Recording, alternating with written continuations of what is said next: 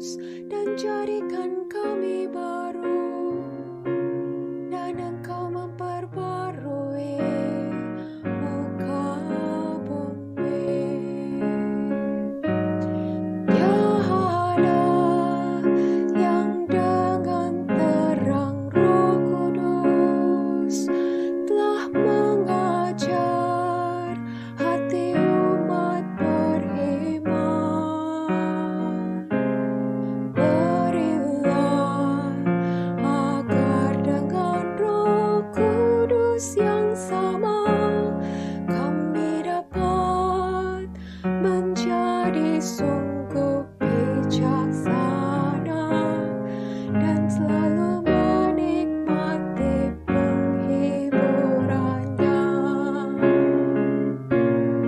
Demi Yesus Kristus Tuhan kami.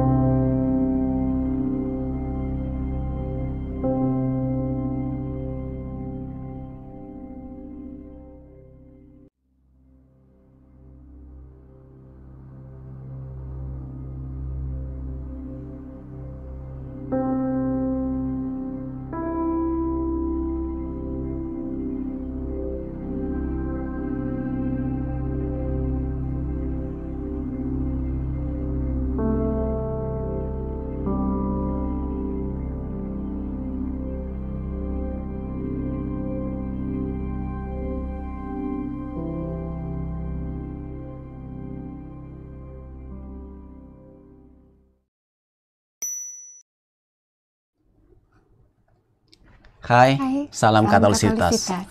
Selamat berjumpa kembali di dalam katekese dan novena hari yang ketiga. Pada hari ini temanya adalah karunia kesalehan. Ya. Nah, karunia kesalehan ini pada intinya adalah karunia yang membantu kita untuk memandang Allah sebagai Bapa. Mungkin kita bertanya ya, ini menyambung dari pembahasan kemarin. Apakah kita boleh langsung meminta kepada Tuhan filial fear, ya, artinya yang langsung akrab sebagai anak, tidak usah lewat servile fear, yang takut hukuman, ya. Menurut Santo Thomas Aquinas, ya, umumnya memang karunia takut akan Allah diawali dengan takut hukuman dulu, ya. Dan itu tidak selamanya buruk, ya. Karena memang dengan takut akan hukuman orang bisa bertobat, menghindari perbuatan yang jahat, ya, atau dosa-dosa. Tapi kita tidak bisa berhenti hanya sampai di situ. Ya. Kita tahap selanjutnya kan ada initial fear, yaitu campuran antara servile fear dan filial fear. Ya. Baru kemudian kita sampai kepada takut akan Tuhan yang sejati, di mana didasari oleh rasa hormat dan kasih kepada Allah sebagai Bapa.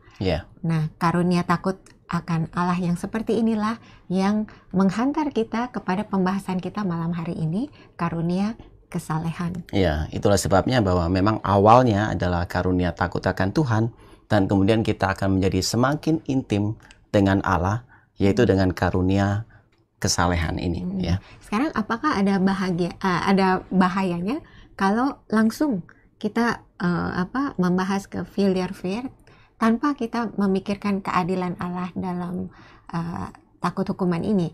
Sebenarnya bahayanya yang mungkin terjadi adalah orang merasa sudah dekat dengan Tuhan sampai tidak lagi mau bertobat, ya, atau berpikir bahwa Tuhan pasti mengampuni, menerima saya apa adanya tanpa perlu saya berubah, ya. Nah, ini sebenarnya bahayanya.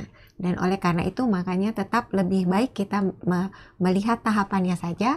Tidak apa-apa, kita pertama kali datang memang dengan tahu akan keadilan Allah, tetapi kita bertumbuh terus sampai kita mau melakukan segala sesuatunya demi kasih kita kepada Tuhan. Ya, karena Allah adalah adil dan pada saat yang bersamaan Allah juga Maha Kasih, ya. Iya.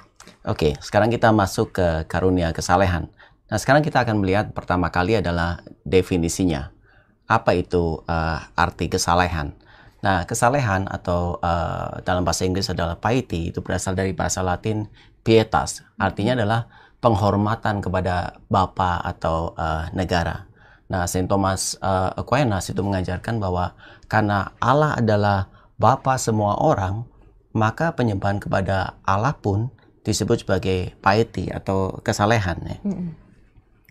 Dari sinilah kita mengetahui definisi yang pertama, pengertian pertama, karunia kesalehan adalah karunia Roh Kudus yang memberi kepada kita kekuatan untuk menyerahkan diri kita pada Roh Kudus, dipimpin supaya kita bisa memandang, menghormati Allah sebagai Bapa. Iya.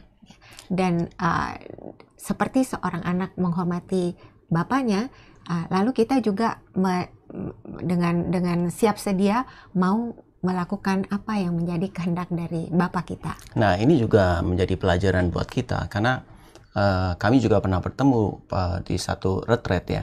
Orang yang tidak mempunyai hubungan yang baik dengan bapaknya itu sangat sulit sekali untuk masuk di dalam hubungan yang baik dengan Allah Bapa. Ya. Jadi ini juga tantangan buat kita semua di dalam keluarga. Bapak-bapak juga harus bisa mencerminkan kasih Bapa, Allah, ya, yang berbelas kasih, ya, sehingga anak-anaknya juga bisa bertumbuh di dalam hubungan yang lebih intim dengan Allah Bapa. Ya. Ya, tak hanya sebagai Bapa, kita juga menghormati Allah karena Allah adalah sumber rahmat. Ya. Jadi kita datang kepadanya untuk bersyukur untuk segala rahmat yang diberikannya kepada kita, dan sebagai balasannya kita rindu juga untuk melayani Dia. Sebagai rasa syukur atas rahmatnya ini yang telah diberikan kepada kita. Sama seperti kita kalau mengasihi Papa kita, maka kalau dia menginginkan sesuatu apa yang kita ingin lakukan, terutama memang untuk kebaikan kita, maka dengan siap sedia kita juga pasti mau melakukannya. Ya. Nah, setelah kita melihat Bapa yang sedemikian, makanya kita terdorong juga untuk melayani sesama kita. Karena mereka semua juga saudara-saudari kita dengan Bapa yang sama, ya. Betul, ya, sama seperti di dalam keluarga, ya. Seorang ayah punya banyak, ya, anak-anak, dan karena kita punya ayah yang sama, Bapa yang sama, maka kita juga memandang sesama kita sebagai saudara di dalam Allah Bapa yang sama, ya. Sehingga kita terhubung, ya.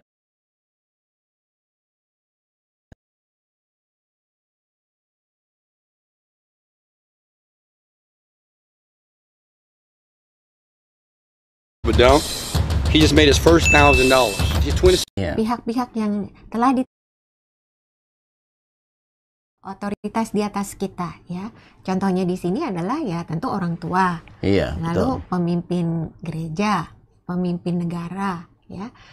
Itu kita nanti akan melihat juga, ya, di dalam kitab suci Allah menghendaki kita menghormati pihak otoritas ini. Lalu juga kalau kita menghormati Allah Bapa, kita menghormati juga saudara-saudara kita yang telah mendahului kita, yang telah bersama dengan Allah Bapa, yaitu para kudus di surga. Ya. Mereka adalah saudara-saudari kita yang memberi kepada kita teladan kesalehan. Bagaimana seharusnya kita menghormati Allah sebagai Bapa. Jadi kalau seseorang berkembang di dalam karunia kesalehan, sesungguhnya dia tidak menjadi seolah-olah jadi terpisah dengan yang lain. Justru dia akan semakin dekat dengan orang-orang di sekitarnya, ya, kepada orang tua, kemudian pemerintah, ya, juga negara, ya, dan juga terutama juga dengan saudara Pemimpin satu gereja. iman, ya pemimpin gereja, dan terutama juga dengan para orang kudus, karena mereka adalah teladan yang telah menunjukkan kepada kita bagaimana seharusnya itu bisa mengasihi Allah dan sesama dengan luar biasa ya. Sekarang mari kita lihat ya ayat-ayat kitab suci apa sih yang mendasari tentang kesalehan ini. Ya. Yang pertama kita lihat dulu ya bahwa di dalam kitab suci Vulgata ya, terjemahan Vulgata, dikatakan karunia kesalehan ini ada di ayat Yesaya 11 ya. ayat 2 dan nanti nyambung ketiga ya, tapi ayat kedua dikatakan ada roh pengenalan, ada roh kesalehan, atau dalam bahasa Inggrisnya the spirit of knowledge and of godliness ya, atau ini baru di ayat ketiganya, dan dia akan dipenuhi dengan roh takut akan Tuhan ya. Nah, karunia kesalehan ini memang membuat kita tunduk kepada Allah seperti tunduk kepada Bapa. Nah, ini disebutkan di Roma 8:15 ya, karena kita telah diberi Roh Kudus, bukan roh perbudakan, tetapi Roh Kudus yang bisa membuat kita memanggil Bapa sebagai Aba, Bapa ya. Dan ini sesungguhnya begitu luar biasa ya, bagaimana kita bisa memanggil Allah sebagai Bapa, karena memang terlebih dahulu Allah mengirimkan putranya Yesus Kristus ya menjadi saudara bagi kita ya, dan kemudian di dalam Yesus Kristus kita bisa memanggil Allah Bapa itu sebagai Bapa ya. Karena dikatakan di surat Rasul Paulus itu Allah memberikan rohnya. Sehingga oleh roh itu, Roh Kudus, kita bisa memanggil Allah sebagai Bapa. Iya. Jadi karena itu kita merasa bersyukur sekali ya kalau kita menyadari tentang hal ini. Kita rindu di dalam hati kita untuk bersyukur dan berterima kasih. Tetapi jangan lupa bahwa Rasul Paulus mengatakan bahwa kesalehan ini juga sebetulnya harus dilatih ya, harus dibiasakan ya. Makanya di surat pertama kepada Timotius dikatakan ayat 4:17 bab 4:17 dikatakan latihlah dirimu dalam beribadah ya, atau katanya, train yourself in godliness. Tapi gini, kalau ada pertanyaannya, katanya ini karunia kan diberikan, kenapa kita harus melatih gitu? Nggak bisa Allah memberikan satu karunia nih, ya udah kita langsung terima aja. Kenapa harus kita ikut melatih gitu? Barangkali prinsipnya kerjasama ya. Allah menghendaki kita menanggapi karunia itu. Karunia itu diberi, tapi kita juga melibatkan kehendak bebas kita juga untuk membiarkan karunia itu betul-betul bekerja di dalam diri kita. Karena memang prinsipnya bahwa rahmat itu menyempurnakan kodrat kita ya. Allah menghormati kehendak bebas kita dan menjaga martabat kita, sehingga pada saat Allah memberi karunia-karunia-Nya, ini juga melibatkan kehendak bebas kita, dan kemudian juga melibatkan kita itu juga harus bekerja sama ya dengan karunia-Nya. Terutama dengan menginginkannya. Ya, betul, itu kan misalnya orang yang tua, pertama menginginkannya ya. Orang tua kan juga kan kita bisa melihat contohnya ya, kalau dari kecil mendidik anak supaya rajin berdoa, membaca kitab suci, tentu saja lama-lama anaknya itu punya kebiasaan ya, selalu bangun pagi berdoa, kalau ya misalnya mau ujian apalagi pasti berdoa, atau menjadi suatu bagian dalam kehidupannya sendiri. Nah, kalau ini tidak dibiasakan, nah makanya di usia makin dewasa bisa-bisa kehilangan semuanya itu ya. Tidak punya lagi keinginan untuk berdoa atau membaca firman Tuhan. Oleh karena itu, orang tua sekali lagi mempunyai tugas dari Tuhan untuk sama-sama bekerja sama mengembangkan kesalehan ini dalam diri anak-anak. Nah, berikutnya ya, taat pada otoritas. Nah, Tuhan menghendaki kita mentaati pemimpin-pemimpin kita. Tahu dari mana? Ya, dari firman-Nya. Taatilah orang tuamu, di dalam surat Rasul Paulus kepada jemaat di Efesus ya, 6 ayat 1. Ya, atau ya, juga taat juga kepada pemimpin ya. Karena dikatakan bahwa hai hamba-hamba, taatlah Tuhanmu yang di dunia ini dengan tulus hati, karena takut akan Tuhan ya, di dalam Kolose 3 ayat 22 ya. Dan jangan lupa juga, jangan kita melupakan, kita harus juga taat kepada pimpinan gereja ya. Ini Jangan karena satu dan lain hal ya, mungkin ada juga kelemahan manusiawi, tetapi tetap aja kita harus menghormati para pemimpin kita ini. Mengapa? Karena dikatakan di situ di Ibrani 13 ayat 17, mereka ini berjaga-jaga atas jiwa kita. Iya. Dan sebagai orang-orang yang bertanggung jawab atasnya, atas keselamatan jiwa kita, ya mereka dipercayai oleh Allah tugas untuk menggembalakan kita.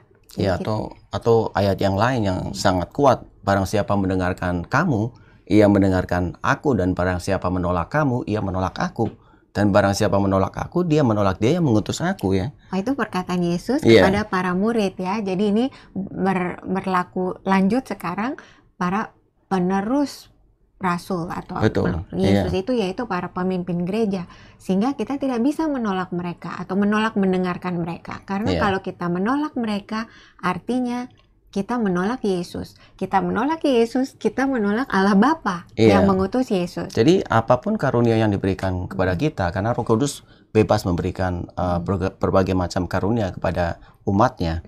Kalau diberi karunia untuk dapat menyembuhkan, untuk bernubuat, atau yang membuat mukjizat, tetap kita harus punya kerendahan hati dan tetap taat kepada pimpinan gereja, ya. Ya. Oke, sekarang kita melihat kalau kita punya karunia kesalehan, apa kebaikannya dari karunia ini? Pertama, tentu saja kerahiman Allah itu jadi bisa mengalir ke dalam jiwa kita. Mengapa? Karena kita datang kepada Tuhan, sumber kerahiman itu ya di dalam doa. Ya, kita itu bagaikan seperti ini, Allah memberikan rahmat yang begitu besar sekali ke dalam suatu bank rohani. Ya, dan kalau kita datang dalam doa itu kita datang ke bank rohani itu untuk menerimanya. Ya, jadi diperlukan dari pihak kita untuk datang karena rahmatnya sudah tersedia di sana. Atau kalau saya teringat juga ada satu perikop tentang anak yang hilang, ketika anak sulung itu protes ya kepada bapaknya. Bapaknya mengatakan sesuatu yang luar biasa. Apa yang aku punya adalah juga kepunyaanmu. Ya. Oleh karena itu kalau kita datang ya sebagai anak kepada bapaknya, maka apa yang bapak punya adalah kepunyaan kita. Dengan artian bahwa kalau Allah adalah Maha Rahim, maka begitu kita punya karunia kesalehan datang sebagai anak, maka kita akan menerima kerahiman Allah yang begitu luar biasa. Jadi saudara-saudariku terkasih di dalam Tuhan Yesus, kalau kita saat ini sedang mengalami pergumulan, apapun pergumulan itu, mari kita datang kepada Tuhan seperti anak datang kepada Bapaknya. Iya. Dan yakinlah bahwa Tuhan akan mengatakan hal yang sama. Apa yang menjadi milikku adalah milikmu. Ya, apa yang Tuhan begitu besar ingin memberikan kepada kita semua rahmatnya asal kita datang kepadanya. Iya. Dan yang kedua, kebaikannya adalah karena ini menyempurnakan kebajikan-kebajikan yang lain, ya. Dan kalau kita melihat ada 4 kebajikan poros, ya. Itu kalau kita melihat ada pengendalian diri, ya, kemudian ada keperkasaan, keadilan, atau kebijaksanaan. Nah, kalau kita melakukan segala sesuatu, juga kebajikan-kebajikan atas dasar kasih kita kepada Allah, maka akan berbeda, ya. Misalnya contohnya kalau misalnya pengendalian diri, orang bisa aja diet, tapi dasarnya karena pengen kurus, misalkan, ya itu kan berarti nggak punya nilai ilahi, nggak ada nilai yang ilahi, ya. Tapi kalau kita punya karunia kesalehan, maka pada hari Jumat kita memang sengaja pantang, ya, atau pada masa Prapaskah, ya. Kenapa? Karena kita ikut masuk di dalam penderitaan Yesus Kristus, kita mau mengambil bagian. Seperti yang Rasul Paulus mengatakan bahwa aku melengkapi apa yang kurang di dalam penderitaan Kristus. Jadi kita ikut masuk di dalamnya. Iya. Jadi ada nilai ilahi di dalam hal yang kita lakukan, ya. Atau misalkan keperkasaan gitu, ya. Jadi kalau kita mau melakukan sesuatu yang kelihatannya waduh, dipuji banyak orang segala macam, bukan itu yang kita cari, ya. Kelihatannya hebat gitu. Tapi kita melakukan karya-karya itu karena memang bukan untuk cari muka, tapi memang untuk menyenangkan Allah. Ya, Ya. sebagai ucapan syukur kepada Betul, Tuhan betul, yang sudah ya. begitu baik ya Ya. pada kita. Keadilan juga sama ya, karena kita melakukannya ingin meniru teladan Allah yang memang adalah adil dan maha kasih. Atau kalau kebijaksanaan ya, bagaimana kita melihat segala sesuatu dari kacamata Allah. Ya, ini nanti terakhir ya Ya. yang akan kita bahas. Oke. Nah, sekarang tadi dikatakan bahwa karunia itu bukan langsung diberi plak dan kemudian selesai, Ya. tapi kita harus melatihnya kan. Ya. Nah, sekarang kita lihat cara melatihnya itu bagaimana ini. Ini menurut Santo Bonaventura ya, ada 3 caranya. Yang pertama, hormatlah kepada penyembahan ilahi. Ya. Jadi ditandai dengan apa? Kita mulai suka ya untuk menyembah Allah, ikut misa ya, walaupun online.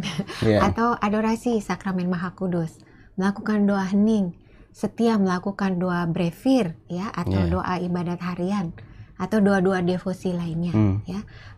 Mungkin yang sudah terbiasa ikut doa brevir itu sesuatu yang baik, karena menurut Konsili Vatikan kedua, kita kaum awam pun diundang untuk mengikuti doa-doa gereja bersama dengan seluruh para imam, biarawan, biarawati di seluruh dunia ya.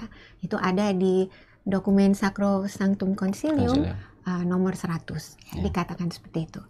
Terus kedua ya, peralihan sikap dari kesukaan akan hal-hal duniawi kepada kesukaan akan hal-hal surgawi. Wah, susah ini kayaknya.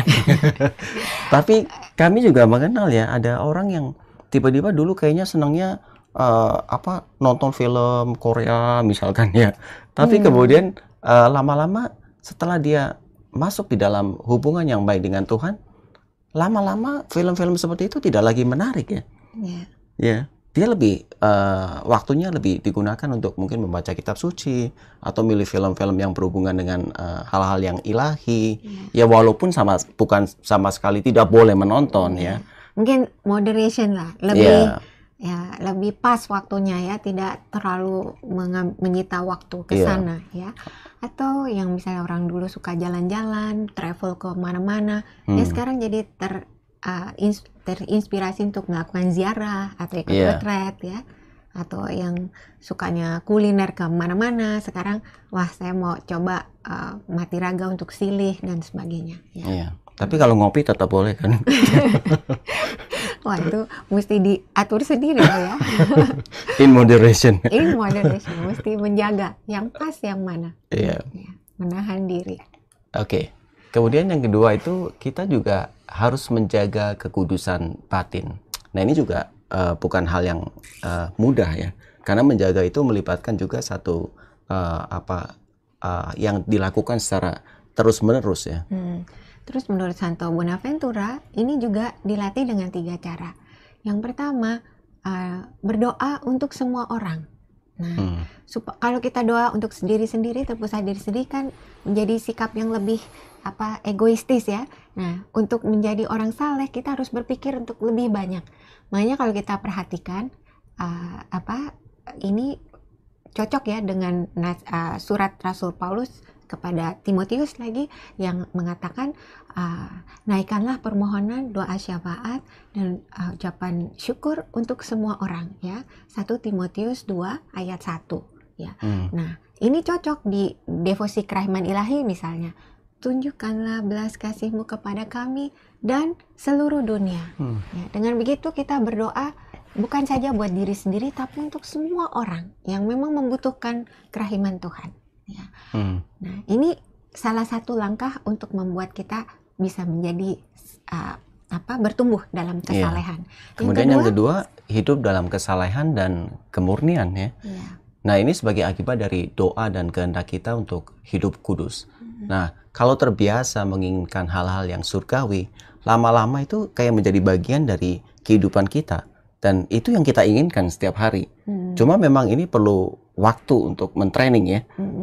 Lama-kelamaan kemudian itu menjadi bagian dari kita. Dan kemudian kita hanya menginginkan hal-hal yang di atas. Ya.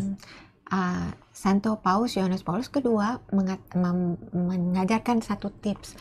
Katanya kalau kita berdoa, kita bayangkan bahwa nafas Allah itu, Roh Kudus itu langsung hadir bersama kita. Jadi dengan kehadiran Allah ini, setiap kali kita berdoa secara khusus ya, kalau kita berdoa kita akan mengalami hadirat Tuhan itu.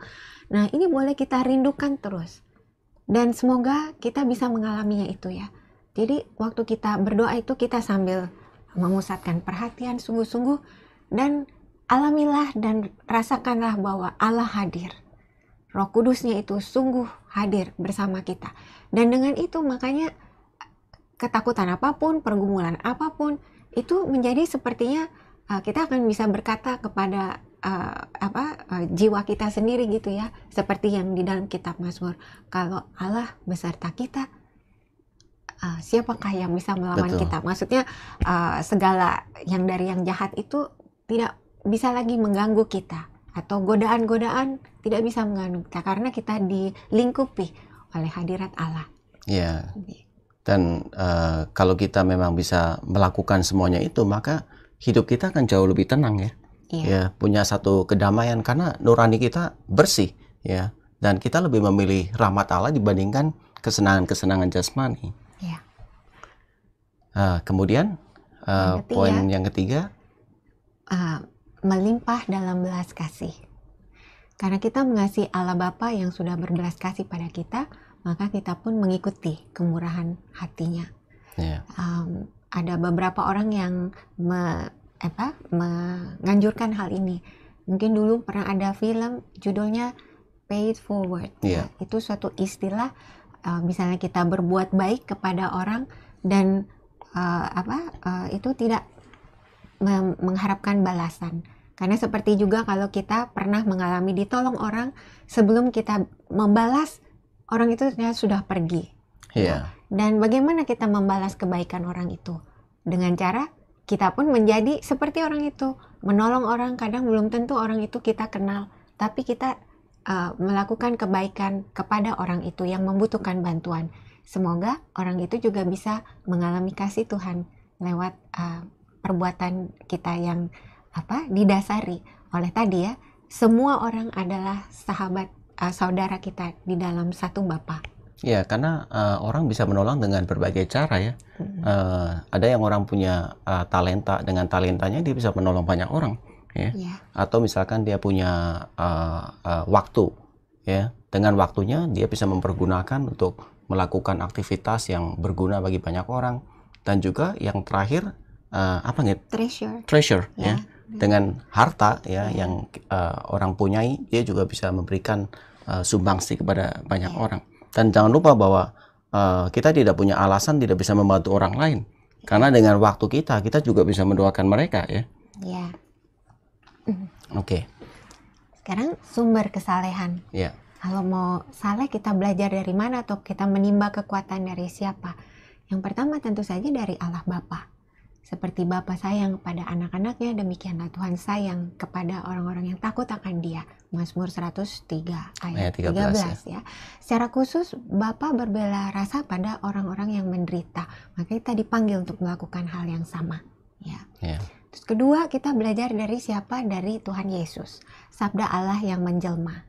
Dari mana terutama kita menimba karunia kesalehan ini? Dari sakramen Ekaristi ya.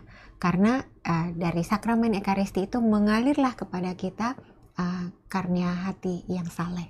Iya. Dan jangan lupa juga bahwa karunia kesalehan ini juga punya sumber, yaitu dari gereja ya. Karena gereja itu dikuduskan oleh Roh Kudus. Dikatakan bahwa Roh Kudus adalah jiwa dari gereja ya. Nah, jadi kesalehan itu diturunkan dari persekutuan umat beriman. Dikatakan juga bahwa saudara-saudara seiman yang diam bersama dengan rukun bagaikan minyak yang turun dari kepala Harun. Ya, ada lagunya tuh. Iya. Bagaikan minyak yang di kepala Harun, yang ke janggut dan jubahnya turun ya. Itu karunia itu mengalir ya dari atas sampai ke bawah kepada kita semuanya. Karena kita dijadikan anak-anak yang berasal dari satu Bapa ya. Iya. Yaitu Tuhan, dan ibunya adalah gereja. Iya. Jadi jangan melupakan ada figur Bapa dan gereja adalah figur ibu. Ya, karena kita dibaptis di dalam gereja. Iya. Dan kita menerima iman, menerima sabda Tuhan, kitab suci juga dari gereja. Jika kita menyadari hal ini, maka kita akan bergembira kalau ada salah satu dari anggota gereja ini dihormati. Betul, jangan malah iri ya, atau saing-saingan gitu ya. Iya. Kalau ada yang satu yang sukses, yang kemudian melakukan evangelisasi dengan luar biasa ya, misalkan contohnya Romo Yosef misalkan followernya banyak, ya kita harus Puji turut Tuhan. bersukacita ya. Ya. Menyadari bahwa oh ini adalah anggota bagian dari gereja dan kemudian melakukan evangelisasi yang baik ya. Ya. Atau banyak lah romo-romo sekarang, banyak sekali yang Ya, ini, atau kaum awam juga banyak mengadakan evangelisasi lewat media. Kita bersyukur ya. Atau yang bukan lewat media, juga lewat pelayanan langsung ya, ya. Anggota kita yang aktif pelayanan via Wanita Katolik atau Legio Maria ya, iya. atau Marriage Encounter. Mereka tuh semua luar biasa memberikan diri dengan sungguh-sungguh untuk memberi yang terbaik kepada Allah Bapa ya. Jangan malah kalau ada orang aktif gitu kelihatannya pelayanannya berhasil, malah digosipin. Sok aktif gitu ya, cari muka.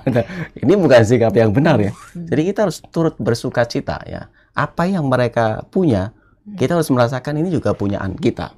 Ya, karena kita bergabung di dalam satu tubuh Kristus, yaitu di dalam gereja. Sebaliknya kalau yang satu ada yang menderita, kita juga turut mengambil bagian dalam penderitaan mereka ya. Lebih baik mendoakan mereka atau membantu daripada ngosipin mereka. Ya. Mungkin lanjut ya. Ya. Sakramen yang memberikan kesalehan. Kira-kira apa? Ya, mulai selalu dari baptisan ya. Karena di dalam baptisan ini maka kita diangkat menjadi anak-anak Allah ya di dalam Kristus. Lalu dikuatkan Di dalam sakramen penguatan dan kemudian ditambahkan di dalam penerimaan sakramen Ekaristi ya. Dalam sakramen Ekaristi ada kekhususannya nih ya, Santo Bonaventura lagi mengajarkan kita supaya kita sungguh-sungguh pada saat perkataan epiklesis itu diucapkan dalam perayaan Ekaristi. Waktu apa? Waktu kita meminta Roh Kudus agar Turun, mengubah roti dan anggur menjadi tubuh dan darah Kristus ya. Itu kita harus kita bersama-sama dengan imam itu satu hati untuk kita memohon pada Allah untuk suatu rahmat yang paling besar yang bisa diberikan pada kita pada saat ini. Karena Roh Kudus yang sama itu yang dulu telah turun atas Bunda Maria sehingga Sang Sabda Allah itu bisa mengambil rupa manusia, Yesus Kristus. Nah sekarang Roh Kudus yang sama itu dengan kuasanya bisa juga turun dan mengubah roti dan anggur itu menjadi Yesus juga, tubuh dan darahnya. Nah ini luar biasa banget. Jadi kalau kita mengikuti misa, mari jangan kita lewatkan doa itu. Ya, doa yang mengatakan, maka kami mohon, kuduskanlah persembahan ini dengan pencurahan roh-Mu, agar bagi kami menjadi tubuh dan darah putramu terkasih Tuhan kami Yesus Kristus. Pada pada saat imam mengatakan itu, kita harus sungguh-sungguh menyatukan hati kita dan menjadikan ini sebagai doa kita juga. Dan berikutnya karunia kesalehan juga diberikan di dalam sakramen urapan orang sakit. Ya, kalau diterima dengan sikap batin yang baik, maka orang yang sakit itu akan memperoleh satu ketenangan batin ya, karena mengetahui bahwa jiwanya itu aman di dalam kasih Allah Bapa ya. Ini juga satu hal yang kalau kita bisa memandang Allah sebagai Allah Bapa yang begitu mengasihi kita, kita akan terus merasa aman ya di dalam kondisi apapun ya. Sama seperti anak gitu ya. Kadang kalau di tengah-tengah keramaian, selama dia ada bapaknya tenang.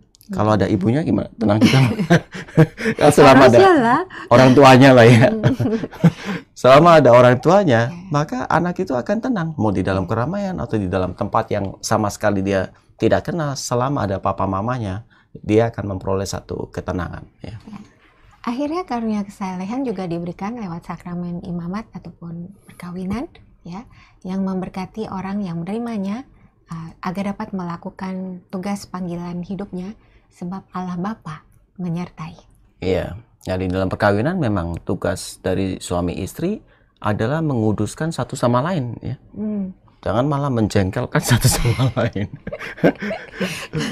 Kamu lagi curhat ya? Enggak, kamu kan membantu saya hidup kudus. Oke, kemudian sekarang yang menentang kesalehan. Nah, agar bisa bertumbuh di dalam kesalehan, kita juga harus mewaspadai berbagai pandangan yang justru menentang kesalehan ya. Nah, supaya kita bisa menghindarinya, yang pertama kita harus berhati-hati. Kalau ada yang menganggap Allah itu hanya semata-mata hakim, ya. Jadi seolah-olah hakim yang kejam itu. Jadi hanya menganggap Allah itu dari sisi keadilannya saja dan melupakan kerahimannya. Ini juga diumpamakan di dalam perumpamaan talenta ya. Bagaimana orang yang punya 1 talenta itu mengatakan begini, Tuhan, aku tahu bahwa Tuhan adalah manusia yang kejam dan menuai di tempat di mana Tuhan tidak menabur dan yang memungut dari tempat di mana Tuhan tidak menanam. Ya. Ini yang hamba dikasih 1 talenta betul, itu ya. Ya, karena itu aku takut dan pergi menyembunyikan talenta Tuhan itu di dalam tanah. Ini terimalah kepunyaan Tuhan. Jadi, hamba yang dikasih 1 talenta ini, dia melihat tuannya sebagai figur tirani, ya, yang memang menindas. Nah, ini berarti figur ini yang punya 1 talenta ini, dia tidak melihat Allah sebagai Bapa yang penuh kasih. Ya. Yang sebenarnya tahu kemampuan dan kesanggupan kita masing-masing. Jadi diberi itu pasti sesuai dengan kemampuan kita juga ya. Betul ya. Nah, yang kedua itu kalau ada orang yang menggambarkan Allah sebagai satu kekuatan yang abstrak ya. Energi misalkan ya. Jadi ini gambaran Allah yang bukan lagi pribadi, bukan lagi personal, tapi dianggap sebagai satu energi sehingga orang tidak bisa masuk menggambarkan di dalam hubungan antara anak dan Bapa ya. Nah, kita mesti berhati-hati juga untuk melihat ya bagaimana sikap doa kita selama ini. Kalau kita jangan sampai kita terjebak kepada pengertian seperti ini. Karena ini tidak akan membangun hubungan kita dengan Allah yang Maha Kasih. Allah menghendaki kita menganggap Dia sebagai Bapanya oleh karena Bapa kita, sehingga doa yang diajarkan oleh Yesus juga Bapa kami. Iya, dan itulah sebabnya harus berhati-hati terhadap meditasi-meditasi yang tidak berakar di dalam tradisi kekristenan ya. Terus sikap yang menentang kesalehan itu juga adalah paham yang mengatakan bahwa Allah tidak ada, atau kalaupun ada ya ditanggapi dengan sikap tidak peduli. Iya, gimana bisa menjalin hubungan dengan Bapa, orang dianggap juga nggak ada. Terus sikap berikutnya yang menentang kesalehan adalah hati yang iri. Iri hati kenapa? Karena menginginkan yang dimiliki orang lain dengan tidak adil, atau memang merasa tidak puas pada diri sendiri, yang ada pada diri sendiri. Nah, ini bertentangan dengan sikap yang harusnya kita miliki sebagai anak kepada Bapa yang penuh kasih dan bijaksana. Dia tahu apa yang kita perlukan, dia tahu kesanggupan kita sampai di mana, dan tidak perlu kita iri hati. Jadi kalau ada orang yang diberikan karunia yang mau nubuat, mau penyembuhan, ya kita nggak usah membandingkan diri ya. Kita kemudian merasa bahwa kan saya lebih kudus dari dia, kenapa dia yang dikasih? Nggak boleh sikap seperti itu. Jadi kita harus tidak boleh iri, kita turut bersyukur ada orang yang menerima karunia-karunia yang begitu luar biasa, dan kemudian dengan kerendahan hati ya kita harus melihat ke dalam diri sendiri dan bagaimana Allah juga akan memberikan karunia kepada kita ya, seturut dengan kerelaan hatinya.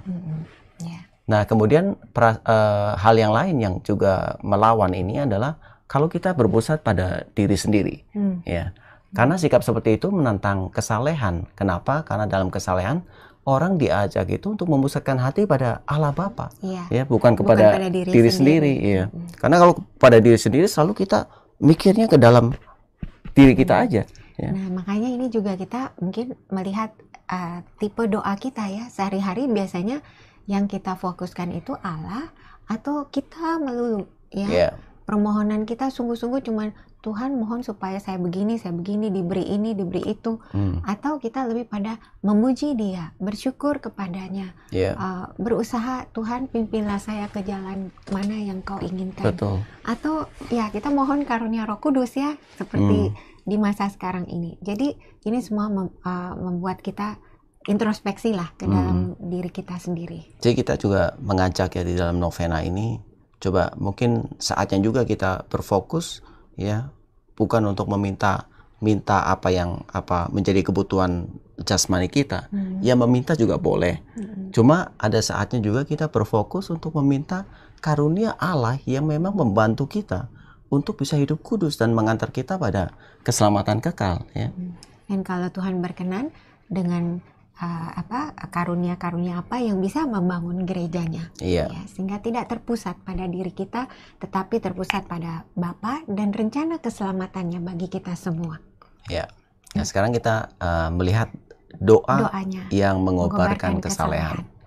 Yang pertama adalah doa Bapa kami. Tentu Ya. aja ya. Ya, karena dari doa Bapa kami kita melihat bahwa Bapa kami ya, dari awal kalimat ini kita memandang Allah sebagai Bapa yang akan memenuhi segala apa yang kita butuhkan untuk sampai di dalam kerajaan surga. Ya.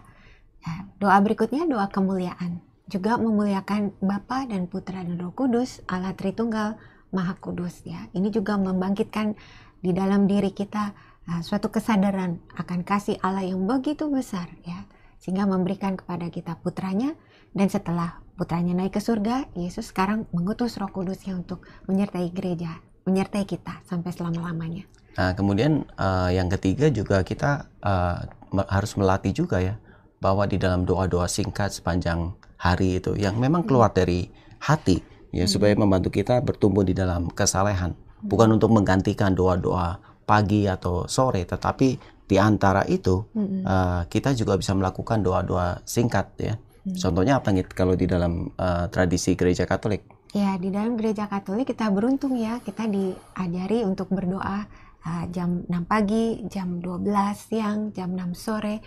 Itu doa kalau masa Paskah ini doa Ratu Surga. Kalau masa biasa doa Malaikat Angelus, Tuhan, ya. Angelus ya. Nah, itu kita diajak untuk melihat kebesaran rencana keselamatan Allah ya. Dalam Angelus kita memperingati atau kita mengingat, mensyukuri rahmat di mana pada saat itu karena kemurahan Allah dan karena kerjasama Bunda Maria, maka Sang Sabda bisa menjelma menjadi manusia dalam rahim Bunda Maria ya. Jadi itulah yang kita doakan dan kita ingat pada saat kita berdoa Angelus. Ratu Surga kita berdoa mengingat janji kemuliaan yang Tuhan berikan ya. Makanya kita bersukacita bersama dengan Bunda Maria yang telah lebih dahulu menikmati buah dari misteri Paskah Kristus itu ya, kebangkitan dan kemuliaan di surga. Nah, sesudah itu jam 3 siang ya, jam kerahiman ya, kita berdoa. Ada jam 3 siang bisa diikuti oleh doa jalan salib ya, merenungkan sengsara dan wafat Kristus. Lalu doa apa lagi? Doa sebelum dan sesudah makan. Iya. Ya. Jangan sampai lupa ya. Kadang orang sebelum makan ingat, Ya, setelah bisa makan lupa. ya. Itu makanya mesti sama mau bertumbuh dalam kesalehan, mari kita sama-sama belajar hal Ya. ini. Ini kalau kita berbicara tentang hal ini, bukan berarti kita lebih saleh daripada Teman-teman semua teman-teman ya. semua. Semua berjuang Justru kita sama-sama ya Iya. berjuang ya. Dan doa yang lain adalah misalkan sebelum dan sesudah bekerja ya. Jadi kalau di dalam pelayanan sebelumnya kita juga mempersembahkan segala pelayanan yang akan kita lakukan, dan setelah pelayanan juga kita memberikan ucapan syukur karena Allah telah membantu kita di dalam pelayanan atau juga pekerjaan kita ya. Nah, lalu yang berikutnya adalah doa-doa spontan sederhana, bisa dilakukan kapan saja sepanjang hari. Misalnya doa Tuhan, aku bersyukur kepadamu. Atau waktu melihat salib, Tuhan Yesus, aku bersyukur untuk pengorbananmu. Atau aku mengasihi Engkau Atau aku ya. mengasihimu Tuhan ya. Atau Tuhan, kumohon selamatkanlah kami. Selamatkanlah siapa orang yang sedang kita Iya. doakan. Atau kalau ya. kita suatu saat berbuat salah memandang salib ya, Tuhan kasihanilah kami ya. Dan seterusnya ya. Atau doa-doa lain lah, kita bisa keluar sendiri dari hati. Nah, kalau di gereja Katolik ya, sekali lagi ini ada buku manual dari indulgensi, itu disebutkan kalau ini pemberian indulgensi sebagian yang pertama itu diberikan kepada umat beriman yang ketika melakukan tugas-tugasnya dan menanggung kesulitan dalam hidup, mengangkat pikirannya dalam rasa percaya yang rendah hati di hadapan Tuhan, dan membuat setidak-tidaknya secara di dalam hati sejumlah permohonan atau sejumlah seruan doa. Ya, jadi ini diberikan indulgensi oleh gereja. Maksudnya apa? Supaya mendorong kita untuk berdoa senantiasa atau tetaplah berdoa. 1 Tesalonika 5 ayat 17 ya. Jadi ini salah satunya, atau doa-doa devosi lainnya ada banyak sekali ya, rosario, koronka, hati kudus Yesus, devosi mendoakan jiwa-jiwa di purgatorium, atau ada doa mungkin bersama Legio Maria ada Catena Legiones itu, atau juga doa bersama kelompok karismatik, sama semua doa-doa berkenan di hadapan Tuhan. Jadi kalau orang terbiasa melakukan hal ini, maka dia terbiasa untuk mengangkat hatinya itu sepanjang waktu di dalam harinya, sehingga itu terbiasa untuk punya hubungan dengan Allah ya sebagai Bapa, dan oleh karena itu jadi terhindar juga untuk melakukan dosa-dosa ya, baik dengan pikiran, perkataan, perbuatan maupun kelalaian ya. Iya. Kalau mengikuti teladan itu ya, Santo Padre Pio katanya di dalam sehari itu bisa mengucapkan ribuan doa Salam Maria ya. Wah, luar biasa. Berapa kali rosario ya? Iya, ribuan, bayangkan dalam satu hari. Jadi tapi karena itulah dia bisa melakukan begitu banyak mujizat ya, karena ya dipakai Tuhan. Tentu saja itu mujizat dalam nama Tuhan, bukan karena kekuatannya sendiri, tapi karena dia sungguh-sungguh hatinya terpusat pada Tuhan, dan dia mau mengikuti teladan Bunda Maria untuk mempersembahkan jiwa raganya untuk menjadi alat bagi kemuliaan Tuhan. Ya, atau kita juga bisa meniru ya doa dari Santo Alfonsus dari Liguori. Ya, ini doanya juga indah. Kita ucapkan ya. Coba. Ya Tuhan, berilah kepadaku karunia kesalehan, supaya aku dapat melayani-Mu di hari esok dengan semangat yang berkobar, mengikuti dengan segera dorongan-dorongan-Mu yang kudus, dan menaati perintah-perintah ilahi-Mu dengan kesetiaan yang lebih besar. Ya. Nah, kita melihat sekarang hubungannya dengan kebajikan-kebajikan yang lain. Ya.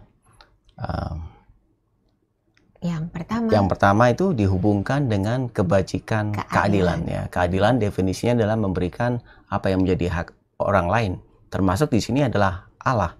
Oleh karena itu kita mau memberikan apa yang memang menjadi hak Allah, yang memang patut untuk dihormati dan kemudian kita kasihi ya, kita sembah ya.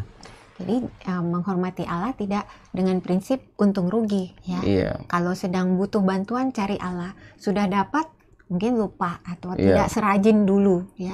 Nah ini, atau kalau nggak dapat lari marah. Iya, jadi kesalehan yang sejati itu katanya tetap memuji dan menghormati Allah dalam keadaan apapun ya. Pemazmur mengatakan, aku hendak memuji Tuhan pada segala waktu, puji-pujian puji-pujian kepadanya tetap ada di dalam mulutku. Iya, dan termasuk juga ya di dalam kondisi sulit ya. Sama seperti kondisi yang sekarang ini, jangan sampai malah kondisi sulit ada orang yang malah menjauhi Allah ya. Bukankah kalau menjauhi Allah kesulitannya kan tidak langsung solve juga ya, malah hatinya jadi tambah nggak tentram ya. Oleh karena itu di dalam kondisi sulit malah justru kita harus pegangan dengan Allah itu justru lebih erat lagi ya. Mesti ikut teladan dari Nabi Habakuk ya, yang mengatakan sekalipun pohon ara tidak berbuah, ladang-ladang tidak menghasilkan, tidak ada lembu sapi dalam kandang ya, tapi aku tetap bersorak-sorak dalam Tuhan dan tetap beria-ria di dalam Allah, sebab Allah itu kekuatanku. Iya. Tapi kelihatannya doa-doa seperti ini, sikap yang seperti ini memang memerlukan satu latihan ya. Ya, dan doa seperti Habakuk ini mengalir karena dia punya hubungan yang baik dengan Allah, percaya Allah sebagai figur Bapa, dan kemudian percaya bahwa Allah itu akan menolong dia. Nah, kita juga harus punya hubungan yang baik dengan Allah yang terus-menerus semakin intim, Sehingga di dalam kesulitan kita tetap punya rasa percaya yang besar, dan kemudian bahwa Bapa ini akan melindungi kita, akan membantu kita. Ya. Nah, jadi kebajikan, selain itu ada sabda bahagia juga yang berkaitan dengan kesalehan. Ya. Yaitu apa? Tentu saja lapar dan haus akan kebenaran ya, karena orang yang saleh itu semakin ingin tahu kehendak Tuhan tuh apa buat hidup saya ya. Nah, ingin mengenal sabdanya ya, dan terus berikutnya ingin meneladani kemurahan hati, berarti berhubungan dengan kebijakan kemurahan hati, kebajikan kemurahan hati. Dan habis itu kelemah lembutan ya, karena melihat bahwa Allah itu adalah Allah yang lemah lembut ya, yang mengasihi kita, dan kita diundang juga untuk mengikuti teladannya, mengatasi rasa marah ya, yang membuat kita menjadi orang yang tidak saleh ya, kalau orang yang cepat marah ya katanya. Oke, sekarang kita masuk kepada buah-buah kesalehan ya. Yang pertama adalah kesalehan itu berbuah dengan kedekatan dengan Allah ya. Nah, ini dinyatakan dengan kerinduan untuk berdoa, tadi ya, membaca sabda ya, Tuhan ya, dan menyukai hal-hal rohani ya. Ya. Jadi kesalehan itu juga berkaitan dengan kesetiaan ya, bukan cuman sesekali tapi terus. Dan kadang-kadang untuk setia itu sulit ya, terutama kalau misalnya lagi lelah atau apa ya, tapi karena kalau udah ngantuk suruh doa rosario susah loh. Nah, makanya cari waktunya kalau bisa jangan pas lagi ngantuk ya. Iya. Ya, terus buah kedua semakin menghormati para kudus harusnya ya. Jadi kita akan bisa melihat bahwa Roh Kudus itu dulu bekerja lebih dahulu pada mereka. Kalau kita kemarin sempat membaca ya itu ya, yang bukunya kemarin ditunjukkan, waduh di mana bukunya tadi lupa ya. Itu Saints Who Raised the Dead. Itu luar biasa ya. Kekudusan mereka itu, kesalehan mereka itu yang sungguh-sungguh melatar belakangi mengapa mereka bisa melakukan karya yang luar biasa seperti itu atas nama Tuhan. Iya, dan dalam nama Tuhan. Dan mereka juga menunjukkan sebagai anak-anak Allah ya, yang punya Bapa sama seperti kita. Mereka menunjukkan bagaimana bisa hidup sebagai anak-anak Allah yang luar biasa. Ya, oleh karena itu bisa menjadi teladan buat kita ya. Dan kemudian jangan melupakan aspek yang lain, bahwa kita akan semakin menghargai dan mendengarkan ajaran gereja. Kita punya satu respect, punya rasa hormat kepada gereja ya, yang mengalir dari penghormatan kepada Allah Bapa dan Kristus ya. Iya. Kalau tadi sudah disebut juga ya. Cuman maksudnya ini konkretnya ya, kita taat pada bimbingan imam ya. Biasanya pastor yang mengarahkan ya, kita mendengarkan gitu. Ya. Atau jangan sampai juga kita kemudian mengatakan seolah-olah bahwa menempatkan diri kita lebih tinggi daripada para hierarki atau misalkan pengajaran gereja ya. Kita anggap kayak wah itu mah biasalah, itu mah ajaran manusia gitu ya. Dan seolah-olah kita menempatkan diri, wah pengertian saya lebih benar nih daripada ajaran gereja. Ini berarti kita tidak punya penghargaan ya, atau kita kurang respect ya terhadap gereja yang sebetulnya adalah ibu kita. Ya. Kesalehan kita juga nampak dari sini sebetulnya. Kerendahan hati kita sebagai anak kepada Bapa yang juga menerima orang-orang yang telah diutus Bapa untuk menjadi pemimpin kita. Iya. Terus berikutnya adalah kita menjadi orang yang semakin lemah lembut harusnya kalau kita punya karunia kesalehan. Kita menyadari bahwa kita butuh pengampunan Tuhan dan kita telah menerima pengampunan Tuhan. Maka kita juga lebih mau untuk mengampuni sesama, untuk mau berbela rasa. Ya. Karena kita juga menyadari bahwa kita memang berdosa, ya, dan kita memang tidak berada di atas orang-orang lain. Ya, kalau kita melihat ada orang lain yang masih hidup di dalam dosa, kita akan bercermin terhadap diri sendiri. Saya juga melakukan dosa walaupun dalam bentuk yang berbeda. Ya, oleh karena itu kita juga bisa bersikap lemah lembut kepada kekurangan orang lain.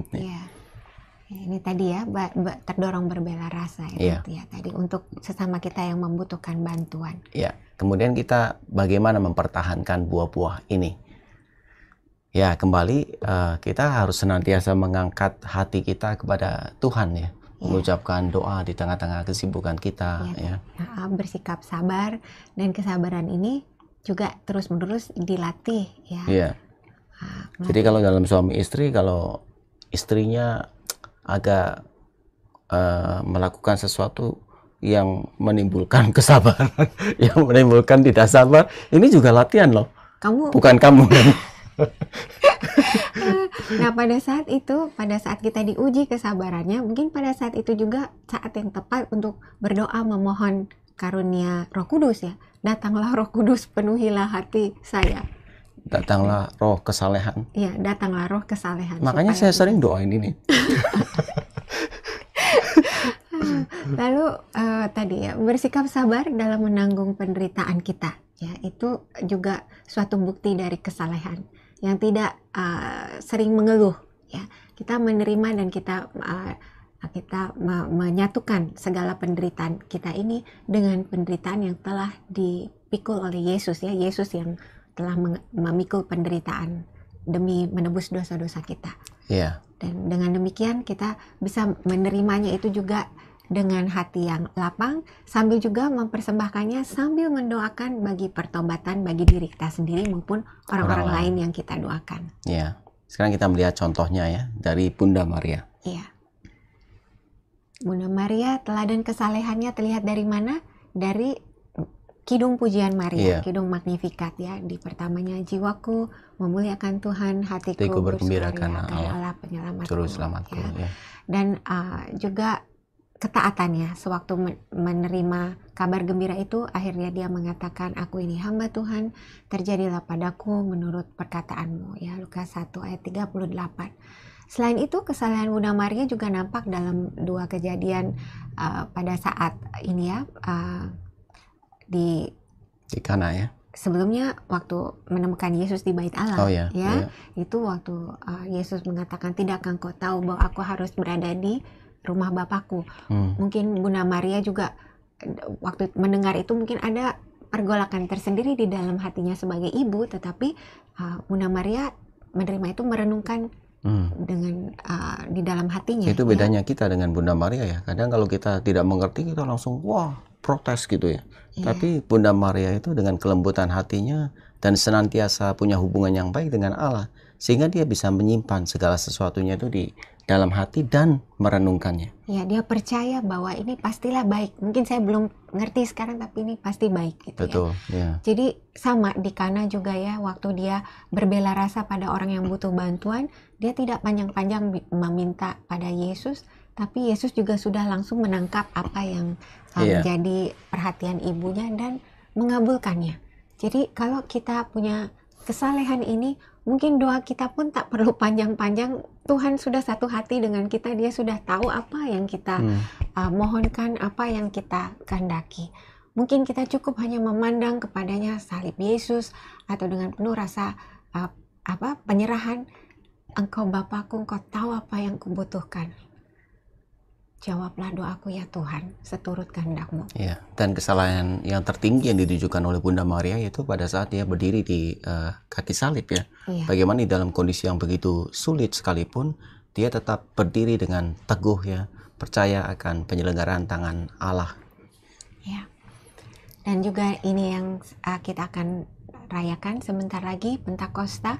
Menjelang Pentakosta, hari-hari ini setiap malam seperti ini, Bunda Maria berdoa bersama dengan para rasul dan mungkin mendoakan juga para rasul, karena dia lebih dahulu dipenuhi oleh Roh Kudus, tetapi Bunda Maria mau menyertai para rasul dan turut memohon curahan Roh Kudus atas para rasul, seperti yang telah dijanjikan oleh Tuhan Yesus sendiri. Jadi kita juga minta Bunda Maria menyertai kita ya, di dalam novena ini. Iya. Ya.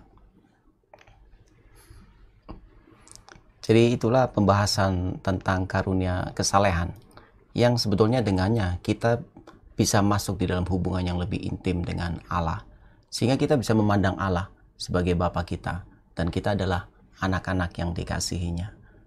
Dan karena kita menyadari bahwa kita mempunyai Bapa yang sama, maka kita juga bisa melakukan kasih kepada sesama kita ya. Sebagai penutup, mungkin kita belajar dari Santa Teresa dari Avila ya. Suatu saat ada seorang ibu yang datang kepadanya dan bertanya, dia ingin sekali mencapai tingkat tertinggi dari puri batin itu, dia ingin doa kontemplasi memandang Allah. Tetapi dia bilang, saya tidak mengerti bagaimana, tunjukkan saya supaya saya bisa berdoa seperti itu. Lalu Santa Teresa dari Avila bertanya, ibu biasanya doa seperti apa? Oh, saya doa biasa, bicara.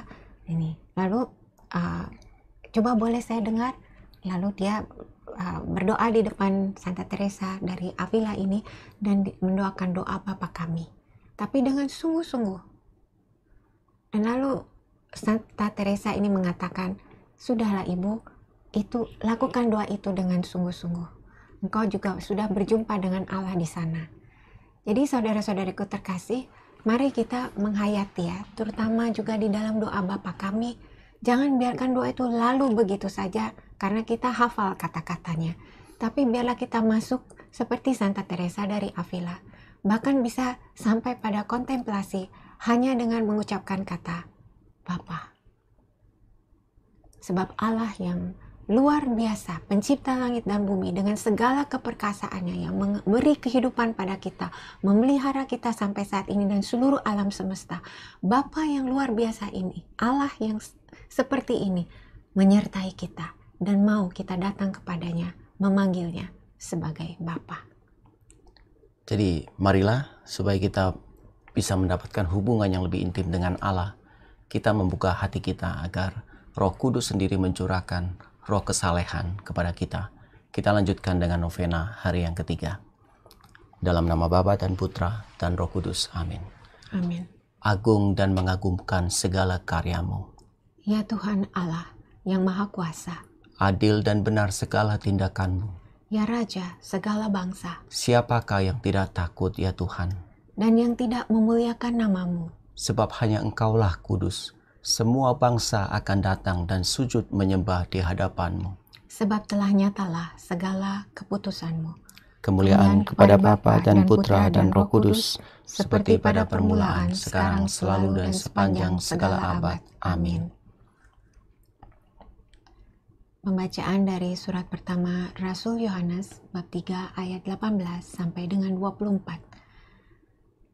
Anak-anakku, marilah kita mengasihi, bukan dengan perkataan atau dengan lidah, tetapi dengan perbuatan dan dalam kebenaran. Demikianlah kita ketahui bahwa kita berasal dari kebenaran. Demikian pula kita boleh menenangkan hati kita di hadapan Allah, sebab jika kita dituduh olehnya, Allah adalah lebih besar daripada hati kita, serta mengetahui segala sesuatu. Saudara-saudaraku yang kekasih, jikalau hati kita tidak menuduh kita, maka kita punya keberanian percaya untuk mendekati Allah.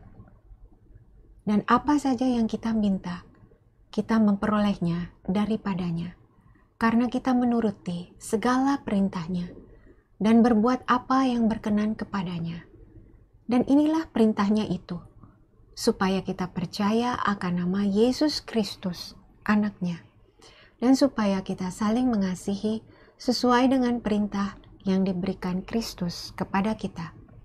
Barang siapa menuruti segala perintahnya, ia diam di dalam Allah dan Allah di dalam dia. Dan ketahuilah, dan demikianlah kita ketahui bahwa Allah ada di dalam kita, yaitu Roh yang telah Ia karuniakan kepada kita. Demikianlah sabda Tuhan. Syukur kepada Allah. Bacaan Injil diambil dari Injil Yohanes bab 17 ayat 1 sampai 11. Demikianlah kata Yesus. Lalu Ia menengadah ke langit dan berkata, Bapa, telah tiba saatnya. Permuliakanlah anakmu, supaya anakmu mempermuliakan engkau. Sama seperti engkau telah memberikan kepadanya kuasa atas segala yang hidup. Demikian pula Ia akan memberikan hidup yang kekal kepada semua yang telah engkau berikan kepadanya. Inilah hidup yang kekal itu, yaitu bahwa mereka mengenal engkau, satu-satunya Allah yang benar, dan mengenal Yesus Kristus yang telah Engkau utus. Aku telah mempermuliakan Engkau di bumi dengan jalan menyelesaikan pekerjaan yang Engkau berikan kepadaku untuk melakukannya.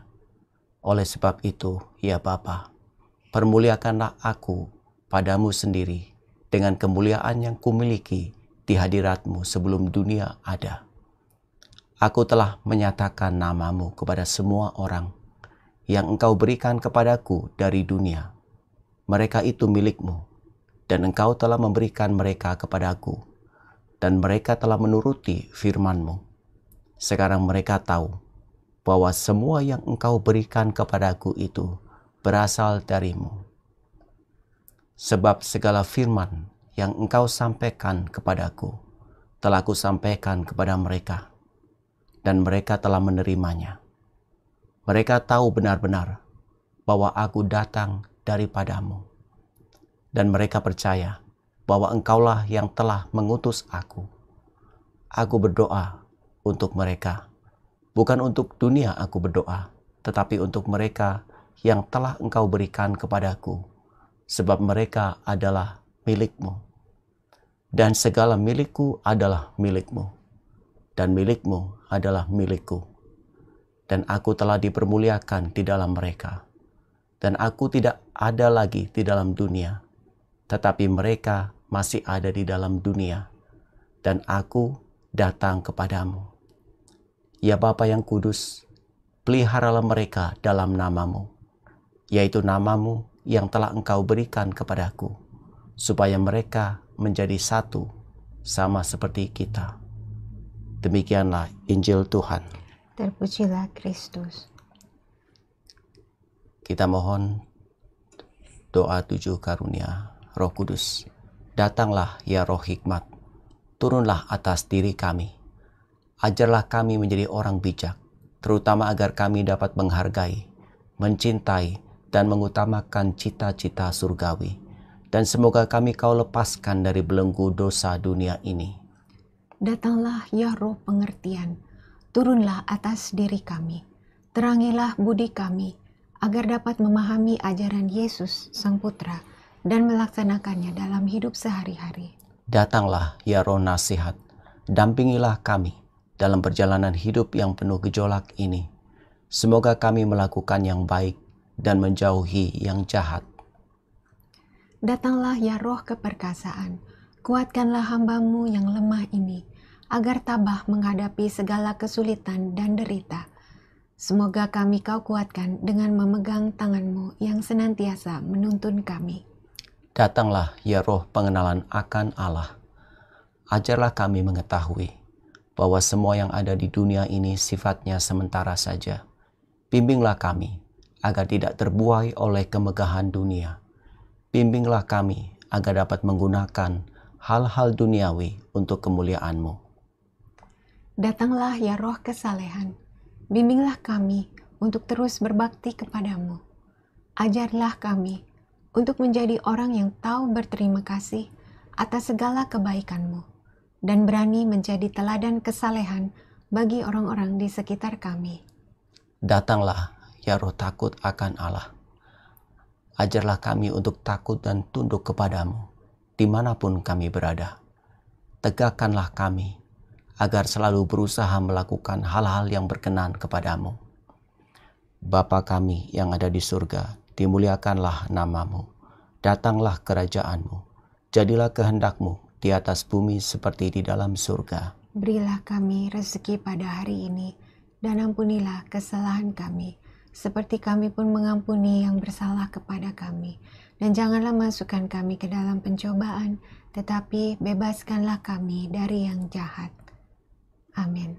Kita lanjutkan bersama-sama novena hari yang ketiga. Allah penyelamat kami. Kami percaya bahwa Kristus telah bersatu dengan Dikau dalam keagungan. Semoga dalam rohnya Dia selalu menyertai kami sampai akhir zaman, seperti dijanjikannya, sebab Dialah Tuhan kami, kini dan sepanjang masa. Amin. Dalam nama Bapa dan Putra dan Roh Kudus. Amin. Amin. Terima kasih atas partisipasinya dalam katekese dan novena Roh Kudus hari yang ketiga. Nah, kami mengundang juga kembali Bapak Ibu dan teman-teman semuanya untuk bersama-sama bergabung kembali dalam katekese dan novena hari yang keempat besok di jam yang sama, jam 9 malam. Temanya adalah Karunia Pengenalan akan Tuhan. Terima kasih dan sampai berjumpa besok. Bye-bye.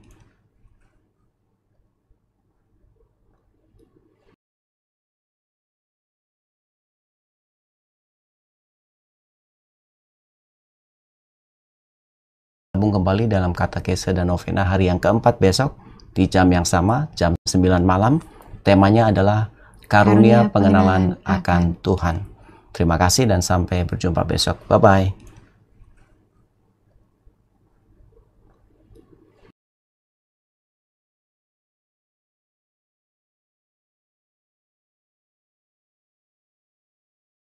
Kembali dalam katekese dan novena hari yang keempat besok di jam yang sama, jam 9 malam.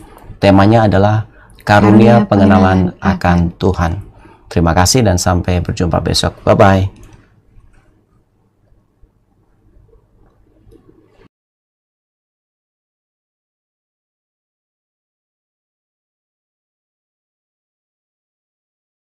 Kembali dalam katekese dan novena hari yang keempat besok di jam yang sama, jam 9 malam. Temanya adalah Karunia Pengenalan akan Tuhan.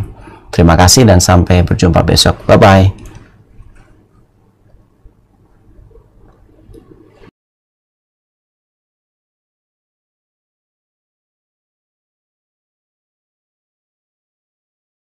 Kembali dalam katekese dan novena hari yang keempat besok di jam yang sama, jam 9 malam. Temanya adalah Karunia Pengenalan akan Tuhan. Terima kasih dan sampai berjumpa besok. Bye-bye.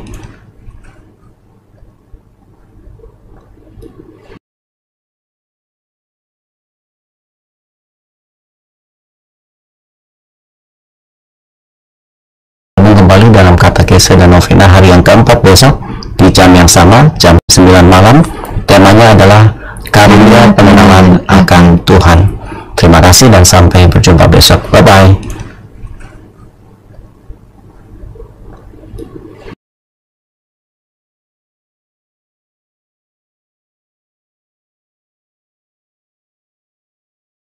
Kembali dalam katekese dan novena hari yang keempat besok di jam yang sama.